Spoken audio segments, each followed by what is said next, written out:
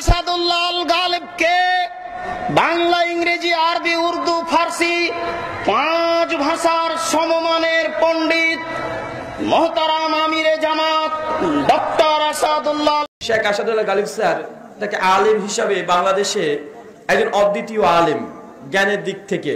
বিশেষ করে তার দুটো বই পড়ে আমি আশ্চর্য হয়েছিলাম।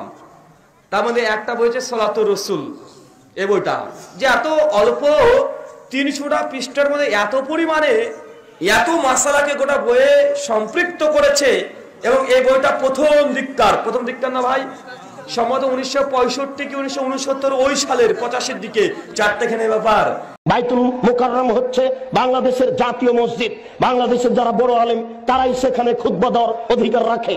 বাংলাদেশের 3 কোটি আহলে হাদিসের আমির হচ্ছেন মোহতারাম আমিরে জামাত ডক্টর আসাদুল্লাহ আল গালিব, 5 ভাষার সমমানের পণ্ডিত। কই আজ পর্যন্ত আমরা দেখলাম না যে বাইতুল মুকাররমে তিনি খুতবা দিতে পারছেন। কোথায় হক রয়েছে?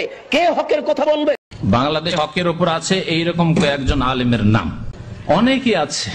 তবে আপনাদের সহজভাবে জানার জন্য আজকাল যাদের কাছে গেলে আশা করি তারা কোরআন হাদিস মোতাবেক আপনাদেরকে দিক নির্দেশনা দেবেন, তাদের একজন হচ্ছেন আসাদুল্লাহ আল গালিব সাহেব, যাদের নাম নিলাম।